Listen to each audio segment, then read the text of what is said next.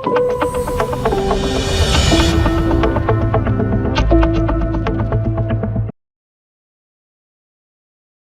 எடுத்துக்கிட்டிங்கன்னா இதே பீரியடில் கோல்டு வந்து 100% ரிட்டர்ன் கொடுத்துருக்கு. சில்வர் வந்து பார்த்தீங்கன்னா இதே பீரியடில் 200% ரிட்டர்ன் கொடுத்துருக்கு. இந்த பீரியடில் இந்த ரெண்டுத்தையும் நீங்கள் கண்டிப்பாக அவாய்ட் பண்ணணும். நிறைய பேர் என்ன சொல்லுவாங்கன்னா, பாருங்கள் எவ்வளோ தூரம் கொடுத்துருக்கு, இன்னும் கொடுக்காதானே. That is not the way to நீங்கள் மெஷர். ஸோ டெஃபினட்டாக strictly no to silver and gold, because average return is gold is only 10%. எப்போ ஒரு ஆவரேஜ் ரிட்டர்ன் கொடுக்கக்கூடிய ஒரு இன்வெஸ்ட்மெண்ட் வந்து 10% கொடுக்குற இடத்துல 100% கொடுத்துருக்கோ, அந்த இதில் வந்து அவாய்ட் பண்ணுறது நல்லது. இது அப்ஸ் அண்ட் டவுன்ஸ். நான் போட்டதுக்கு அப்புறமா ஒரு 10% 5% கீழே இறங்கினாலும் அது வந்து என்னை வந்து எந்த விதமான அஃபெக்டும் பண்ணாது அப்படின்னு நீங்கள் ஃபீல் பண்ணீங்கன்னா டெஃபினட்டாக நீங்கள் பண்ணலாம். ஈவன் தென் வந்து I will not suggest 100% to small gap. நிறைய பேர் வந்து இந்த ஃபோமோன்னு சொல்கிறாங்களே, ஃபியர் ஆஃப் மிஸ்ஸிங் சம்திங். நான் ஒரு விஷயத்தை மிஸ் பண்ணிட்டேன் அப்படின்னு சொல்லிட்டு அன்றைக்கே போட்டிருக்கணும் அப்படின்னு சொல்லிட்டு கோல்டு 16,000 போன லெவல்லையோ அல்லது சில்வர் 400 போன லெவல்லையோ வாங்கினாங்கன்னா ஒரு நாளைக்கு வந்து 30% மேலே சில்வர் இருக்குது. மியூச்சுவல் ஃபண்டில் வந்து சப்ஜெக்ட் டு மார்க்கெட் ரிஸ்க் இங்கே மேலே கீழே போகிறதுனால எல்லாரும் ஐயோ மேலே போகுது கீழே போகுதுறாங்க. இங்கே 30-40% தான் த மோஸ்ட் ரிஸ்கியஸ்ட் அசெட்னா இன்றைக்கி சில்வர். ஸோ கோல்டு சில்வரில் வந்து இப்போ நீங்கள் இன்வெஸ்ட் பண்ணுறதுங்கிறது வந்து ரொம்ப ரொம்ப ரொம்ப ரொம்ப ரிஸ்க். அந்த ரிஸ்க்கு முதல்ல உங்களுக்கு தெரியுமா? இப்போ நான் சொன்னோம் அப்படின்னு சொன்னதாக இருந்ததுன்னா நீங்கள் எப்போதுமே கோல்டு சில்வருக்கு எகெயின்ஸ்ட். எதுக்காக கோல்டு சில்வருக்கு எகெயின்ஸ்ட் அப்படின்னதுன்னா, இந்த மாதிரியான ஒரு இன்வெஸ்ட்மெண்ட்டை வந்து 30% பேர் எத்தனை பேர் தாக்க முடிப்பாங்க? ஆதன் பிஸ்னஸ் நேயர்களுக்கு வணக்கம். இன்னைக்கு நம்ம கூட fortune investment services private limited founder budget Padmanabhan அவர்கள் தான் ஜாயின் பண்ணியிருக்காங்க. வாங்க பேசலாம். வணக்கம் சார். வணக்கம் பிரீத்தி. எப்படி சார் இருக்கீங்க? ஸோ உங்களுக்கு நிறைய ரீல்ஸ் பார்க்கும்போது நீங்கள் பிளான், மியூச்சுவல் ஃபண்ட் எல்லாமே சொல்லும்போது ஒரு லாங் டேர்ம் இன்வெஸ்ட்மெண்ட் மெத்தட்க்கு தான் சொல்கிறீங்க. பட் நீங்கள் சொன்ன மாதிரி காம்பவுண்டிங் லாங் டேர்மில் தான் நடக்கும். ஆனால் ஷார்ட் டேர்முக்கு என்ன சார் பிளான் பண்ணுறது? சரி, என்னத்துக்காக லாங் டேர்ம் அப்படின்னு சொல்கிறதா இருந்தால், ஒரு இன்வெஸ்ட்மெண்ட்டு வந்து க்ரோ ஆகணும்னா டைம் கொடுக்கணும். இப்போ ஃபார் எக்ஸாம்பிள் ஒருத்தர் வேலைக்கு இப்போ போகிறாங்க, அவங்க வந்து ஒரு 18 வருஷம் வந்து ஸ்கூலிங், அதுக்கப்புறமா 3 or 4 years வந்து காலேஜ் எஜுகேஷன். ஸோ 21-22 வயசுக்கு அப்புறமா தான் ஒரு ப்ராப்பர் எம்ப்ளாய்மெண்ட்டுனே போகலாம். கரெக்டாக? ஸோ எவ்ரி திங் வந்து பார்த்தீங்கன்னா it is a long term, எதுவுமே ஷார்ட் டேர்ம் கிடையாது. ஸோ இன்வெஸ்ட்மெண்ட்டில் வந்து நீங்கள் ஷார்ட் டேர்மில் வந்து வேணும் அப்படின்னு சொன்னதாக இருந்தால், ஷார்ட் டேர்மில் வந்து பெருசாக ரிட்டர்ன் எடுக்க முடியாது, ஏன்னா டியூரேஷன் ரொம்ப கம்மியாக இருக்குது.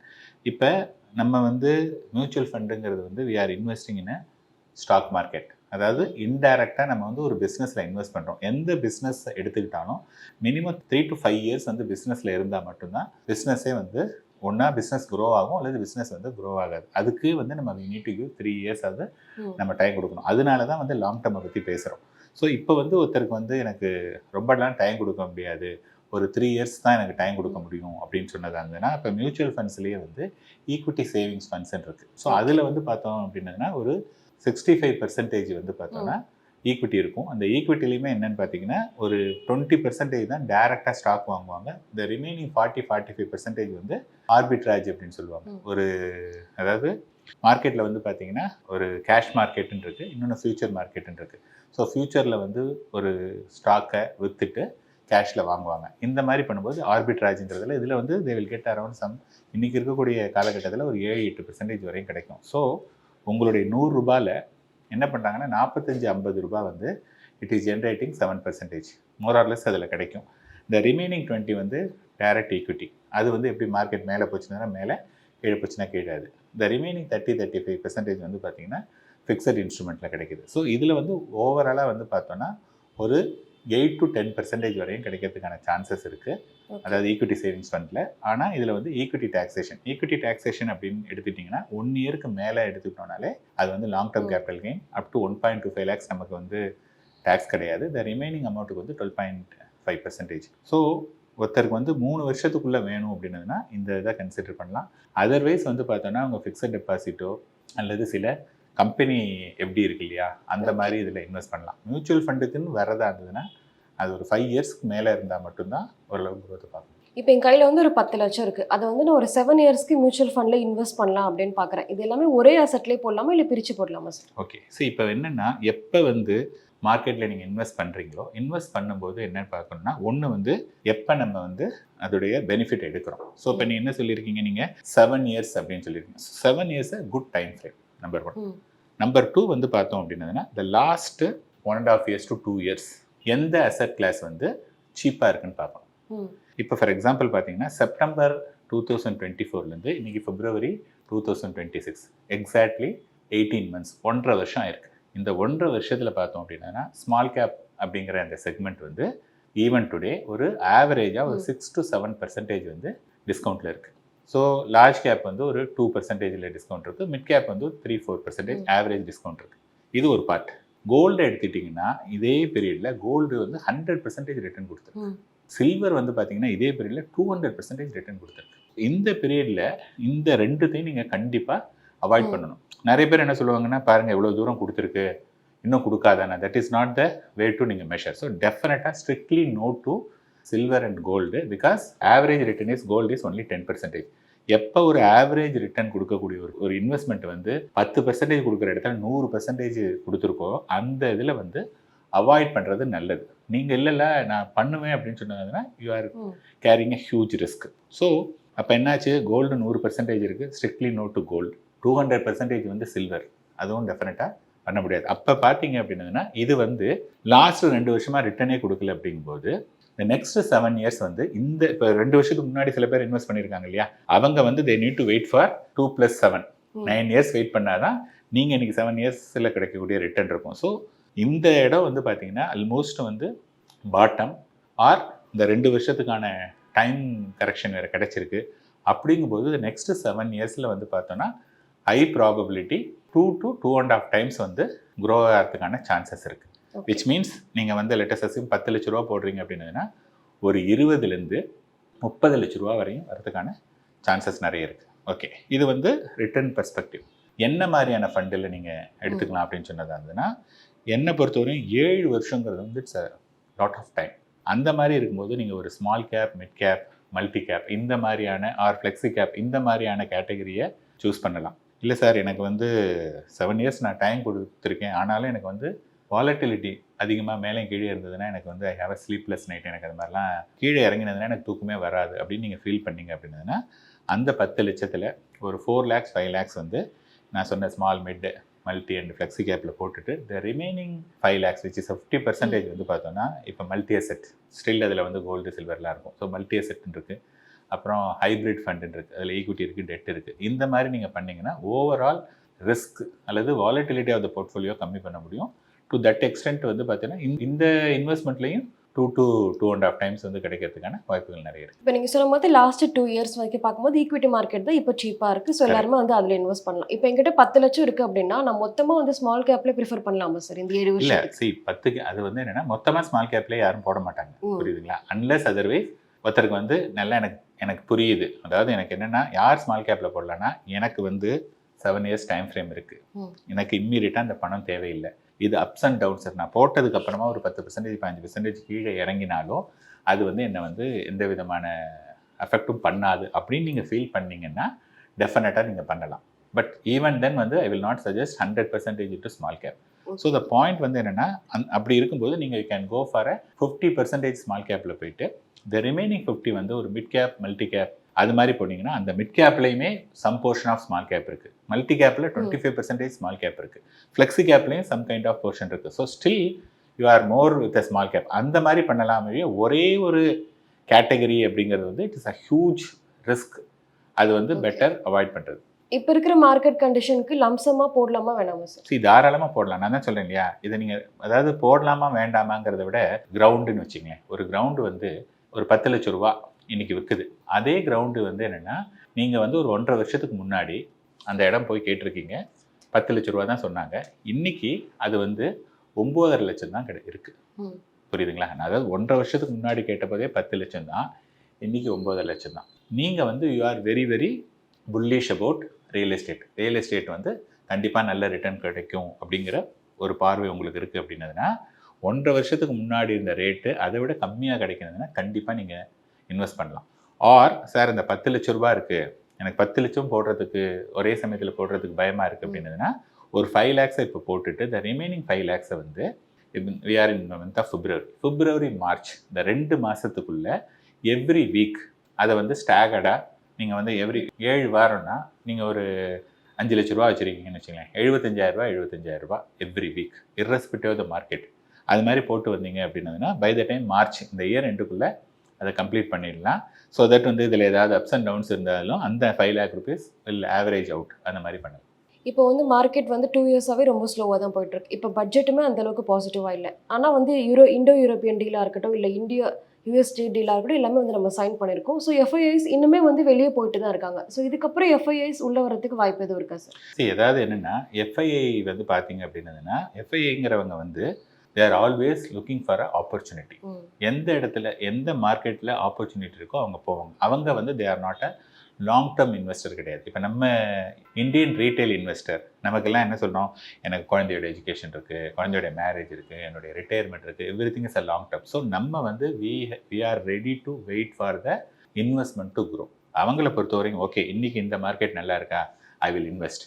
இந்த மார்க்கெட்டில் ஓரளவுக்கு மணி வந்திருக்கு அல்லது மணி இல்லை அப்படின்னா இல்லை லாபமோ நஷ்டமோ I pull out the money and I will go to the another இது. ஸோ இந்த மாதிரி வந்து அவங்க பண்ணிகிட்டே இருக்காங்க. இப்போ என்ன ஆச்சு அப்படின்னதுன்னா அவங்களுக்கு வந்து நம்மளுடைய ருப்பி வர்சஸ் டாலர் வேறு வந்து அது வேறு இன்க்ரீஸே ஆகிட்டே இருக்குது அப்படிங்கிறதுனால அவங்களுக்கு அதில் பெருசாக பெனிஃபிட் வந்து கிடையாது. இப்போ நீங்கள் லாஸ்ட் 4 இயர்ஸாகவே வந்து பார்த்தீங்க அப்படின்னதுன்னா எஃப்ஐஐ வந்து நிறைய எடுத்துக்கிட்டே தான் இருக்காங்க. ஓகேங்களா, இன்றைக்கி வந்து என்னென்னா எஃப்ஐஐ எப்போ வந்தாலும் நமக்கு வந்து அட்வான்டேஜ். ஆனால் இன்னைக்கு ஆஸ் அ இந்தியன் மார்க்கெட் வந்து we are not depending on FII. நம்ம வந்து செல்ஃப் சஃபிஷியன்ட், அதாவது தன்னிறைவு அடைஞ்சு இருக்கு. எப்படின்னு பார்த்தீங்கன்னா இங்கே இருக்கக்கூடிய டிஐஐ டொமஸ்டிக் இன்ஸ்டிடியூஷனல் இன்வெஸ்டர் அப்படிங்கிறவங்களே பெரிய ஒரு விஷயம். இன்றைக்கி வந்து மியூச்சுவல் ஃபண்ட் நிர்வகிக்கக்கூடிய தொகை வந்து பார்த்திங்கன்னா 80 lakh crore, புரியுதுங்களா? அதில் வந்து 40 lakhs crore மேலே வந்து ஈக்விட்டி இன்வெஸ்ட்மெண்ட் இருக்குது. இன்றைக்கி எஸ்ஐபி மட்டுமே எவ்ரி மந்த் வந்து 31,000 கோடி. விச் மீன்ஸ் என்னென்னா இன்றைக்கி வந்து ஒரு மாதத்தில் 4 சாட்டர்டே சண்டே விட்டுடுங்க, எவ்ரி மந்த் வந்து 4 சாட்டர்டே சண்டே 8 நாள் விட்டுடுங்க. 8 நாள் போனதுன்னா 30 நாளில் 22 நாள் வந்து மார்க்கெட் இருக்குது. ஸோ 22 நாள் மார்க்கெட்டில் 31,000 கோடி வந்து only from the mutual fund எஸ்ஐபியில் வருது. அதை தவிர என்னென்னா ஸ்டாக் எஸ்ஐபின்னு இருக்குது, அது மாதிரி பண்ணுறாங்க. இது ரெண்டும் இல்லாமல் இண்டிவிஜுவலாகவே கொஞ்சம் கொஞ்சமாக வாங்கக்கூடியவங்க இருக்காங்க. அப்புறம் யூலிப்பில் வந்து மந்த்லி பே பண்ணக்கூடியவங்க இருக்காங்க. அதுக்கப்புறமா வந்து பிஎஃப்ஆர்டிஏ பப்ளிக் ப்ராவிடென்ட் ஃபண்டில் அப் டு 15% வரைக்கும் அவங்க இன்வெஸ்ட் பண்ணலாம் அப்படின்னு இருக்காங்க. ஸோ இத்தனை பேர் வந்து கான்ட்ரிபியூட் பண்ணுறதுனால நமக்கு வந்து எஃப்ஐஐயுடைய இதை பற்றி நமக்கு கவலையே கிடையாது. எஃப்ஐஐ வந்ததுன்னா அதாவது இந்த ஐசிங் ஆன் த கேக் அப்படிம்பாங்க. எஃப்ஐஐ வந்தாங்கன்னா it is icing on the cake. And வந்து எவ்வளவு நாளைக்கு எஃப்ஐஐ வந்து இந்தியா மார்க்கெட்டை இக்னோர் பண்ண முடியும்? கண்டிப்பாக பண்ண முடியாது. ஏன்னா இப்போ நீங்கள் வந்து சீப்புன்னு பார்த்தோம் அப்படின்னா ஒரு வியட்நாம், பிலிப்பைன்ஸ் இவங்கெல்லாம் வந்து நம்மளை விட சீப்பாக இருக்கலாம் ரிலேட்டிவ்லி. ஆனால் அங்கே வந்து ஸ்கேல் கிடையாது. If somebody wanted to do பெருசாக ஒன்று பண்ணணும்னா அங்கே ஸ்கேல் பண்ண முடியாது. அண்ட் எகெயின் வந்து பார்த்தோன்னா குவாலிட்டி வந்து டெஃபினட்டாக we have better quality. So டெஃபினட்டாக it's only a question of time. Most probably இந்த வருஷத்துலேருந்து எஃப்ஐஐ இங்கே வரதுக்கான வாய்ப்புகள் நிறைய இருக்குது. எஃப்ஐஐ வேறு வந்துட்டாங்க அப்படின்னதுன்னா ஆட்டோமேட்டிக்காக அது வந்து நல்ல மேலே மார்க்கெட் போயிடும். அண்ட் எகைன் வந்து ட்ரேட் டீலை பொறுத்தவரையும் இன்றைக்கி வந்து மிஸ்டர் ட்ரம்ப்புடைய மூடு வந்து எப்படி இருக்கும் அப்படிங்கிறது நோபடி நோஸ். ஆனால் ஒரு விஷயம் மட்டும் என்னென்னா ட்ரம்ப்னால இந்தியாவோட சண்டை போட்டுட்டோ இந்தியாவை பகைச்சிட்டோ இருக்கிறது வந்து ரொம்ப கஷ்டம். அவங்க வந்து they have to be friendly with இந்தியான்னு. நமக்கு வந்து யூஎஸில் இருக்கக்கூடிய மோஸ்ட் ஆஃப் த டாப் பொசிஷனில் இருக்கிறவங்கலாம் இந்தியன்ஸ் தான். நம்ம சாஃப்ட்வேர் ஃபுல் அண்ட் ஃபுல் அங்கே தான் இருக்காங்க. நிறைய விஷயங்கள் வந்து வி ஆர் இன்டர் டிபெண்டன்ட். நம்ம வந்து யூஎஸ்ஐ டிபெண்ட் பண்ணியிருக்கோம், யூஎஸ் நம்மளை டிபெண்ட் பண்ணியிருக்காங்க. அதனால் கூடுமான வரையும் நம்ம 2 பேருக்கும் வந்து அதாவது இந்தியாவுக்கும் யூஎஸ்க்கும் மோஸ்ட்லி சுமூகமாக இருக்கும். அப்பப்போ உரசிக்கிட்டா கூட ஓரளவுக்கு இருக்கும். அதனால் டெஃபினட்டாக யூஎஸ் வந்து பெருசாக இது பண்ண முடியாது.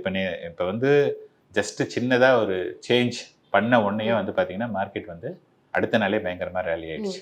ஓகேங்க. ஸோ இப்போ வந்து என்னென்னா ஸ்டாக் மார்க்கெட் இந்த இதில் வந்து பெருசாக சொல்லலை. இந்த பட்ஜெட்டில் அவங்க என்ன சொன்னாங்கன்னா இந்த செக்யூரிட்டி டிரான்சாக்ஷன் சார்ஜை வந்து இன்க்ரீஸ் பண்ணியிருக்காங்க. அது எதுக்கு அப்படின்னு சொன்னதாக இருந்தானே நிறைய பேர் வந்து ஃபியூச்சர்ஸ் மார்க்கெட்டில் வந்து ஸ்பெக்குலேஷன்ஸில் நிறைய இருக்கும்போது நிறைய சார்ஜ் போட்டோன்னு வச்சுங்களேன், ஐயோ இவ்வளோ ரூபா சார்ஜ் போடணும் அப்படிங்கிறதுனாலையாவது ஸ்பெக்குலேஷன் கம்மியாக இருக்குங்கிறது அது வந்து டு கிரேட்டர் எக்ஸ்டென்ட் உண்மை. அதனால் கவர்மெண்ட் நிறைய தடவை வந்து என்னென்னா எனி கவர்மெண்ட்டுடைய இதை வந்து அஸ் அ காமன் மேன் இம்மீடியட்டாக வந்து அதை புரிஞ்சுக்கிறது வந்து கஷ்டம், புரியுதுங்களா? ஸோ இப்போதைக்கு வந்து பார்த்தோன்னா இந்த பட்ஜெட்டில் வந்து மார்க்கெட்டுக்கு ஃபேவரபிள் இல்லாமல் இருக்கலாம். பட் அது வந்து என்னென்னா it is for the long term உடைய தொலைநோக்கு பார்வையில் தான் பண்ணியிருக்காங்கன்னு தான் நான் பார்க்குறேன். அப்படின்னு இருக்கும்போது அண்ட் அகெயின் மார்க்கெட் வந்து 2 வருஷமாக ரிட்டர்ன் இல்லை, சில்வர் கோல்டு இதாகிடுச்சு. பீப்புள் ஹூ மேட் மணி, அதாவது என்னென்னா ரீட்டைல் பீப்புள் வந்து விற்க மாட்டாங்க, மேலே போனாலும் கீழே போனாலும் அப்படியே வச்சுருப்பாங்க. அதாவது ஸ்ட்ரூட் இன்வெஸ்டர் வந்து பண்ணானா இது நல்ல மணி பார்த்தாச்சுன்னு சொல்லிட்டு கீழே வந்துடுவான். கீழே அதை விற்றுட்டு இங்கே வரும்போது அகைன் மார்க்கெட் வந்து ரேலி ஆகிறதுக்கான சான்சஸ் நிறைய இருக்குது. இப்போ நீங்கள் சொன்ன மாதிரி பட்ஜெட் அன்னைக்கு சென்செக்ஸ் வந்து 2000 புள்ளி வந்து விழுந்தது. ஸோ நெக்ஸ்ட் டேவே இந்த ட்ரேட் டீலில் சைன் பண்ணதுக்கப்புறம் 2200 அதுக்கு மேலே வந்துச்சு. ஸோ நிறைய பேர் சொல்கிற விஷயம் என்னன்னா, இப்போ பட்ஜெட்க்கு அப்புறமா பட்ஜெட் பாசிட்டிவாக இல்லாததுனால மார்க்கெட் வந்து சைட் வேஸில் மட்டும்தான் இருக்கும். என்னதான் இந்த டீல் சைன் பண்ணாலும் பெரிய அளவுக்கு நமக்கு எந்த லாபமும் இருக்காது அப்படின்னு சொல்கிறாங்க. இது உண்மையா? இது எப்படி? நான் என்ன சொல்றேன்னா, இதெல்லாம் வந்து பார்த்தீங்கன்னா these are all the opinions. At the end of the day market வந்து உங்களுடைய ஒப்பீனியனோ என்னுடைய ஒப்பீனியனோ பார்த்து மார்க்கெட் கிடையாது. Market is supreme.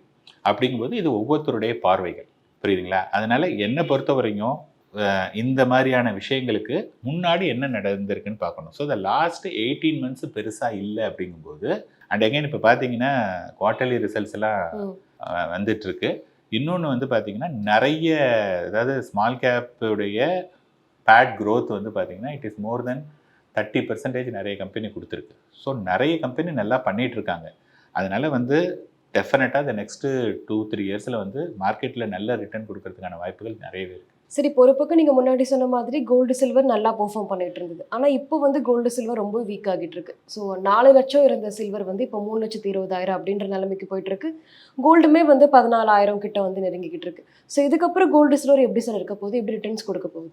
இப்போ கோல்டு சில்வர் எடுத்துக்கிட்டிங்கன்னு வச்சுங்களேன், சில்வராக இருக்கட்டும் கோல்டாக இருக்கட்டும், யாரெல்லாம் கம்மியான விலையில் வந்து அக்வயர் பண்ணாங்களோ, எஸ்பெஷலி த ரீட்டைல் இன்வெஸ்டர் விற்க மாட்டாங்க, புரியுதுங்களா? அவங்கள பொறுத்தவரையும் சில்வர் அண்ட் கோல்டு வந்து பெரிய நிலை எப்போதுமே மேலே தான் போகும் அப்படிங்கிற ஒரு பார்வை அவங்களுக்கு என்றைக்குமே இருக்காத வந்து மாற்ற முடியாது.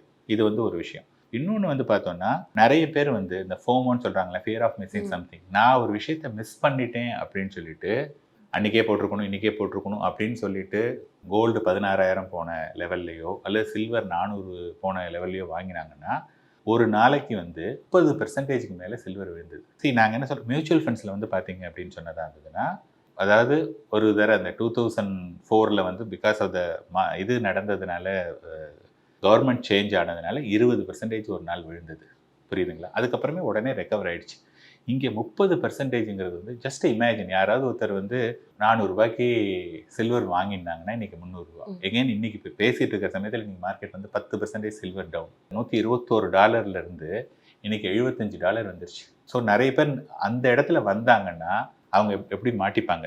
இவ்வளோ வாலட்டைல் அசெட் கிளாஸ். மியூச்சுவல் ஃபண்டில் வந்து சப்ஜெக்ட் டு மார்க்கெட் ரிஸ்க் இங்கே மேலே கீழே போகிறதுனால எல்லாரும் ஐயோ மேலே போகுது கீழே போகுதுங்கிறாங்க. இங்கே 30-40% தான் த மோஸ்ட் ரிஸ்கியஸ்ட் அசெட்னா இன்றைக்கி சில்வர். நெக்ஸ்ட்டு, அதாவது இதுக்கு அடுத்து கிரிப்டோ கரன்சி வந்து 24/7 எல்லா நாளுமே ஓடிட்டுருக்கு. இது வந்து பார்த்தீங்கன்னா மார்னிங் ஒரு 9 o'clock ஆரம்பிச்சதுன்னா இப்போ வந்து 11:55 வரையும் MCXயில் வந்து ட்ரேட் ஆகிட்டுருக்கு. இதில் வந்து பார்த்தோன்னா இந்த அளவுக்கு ஃப்ளக்சுவேஷன் வந்து பார்த்தீங்கன்னா பயங்கரமான ஃப்ளக்சுவேஷன். ஸோ கோல்டு சில்வரில் வந்து இப்போ நீங்கள் இன்வெஸ்ட் பண்ணுறதுங்கிறது வந்து ரொம்ப ரொம்ப ரொம்ப ரொம்ப ரிஸ்க்கு.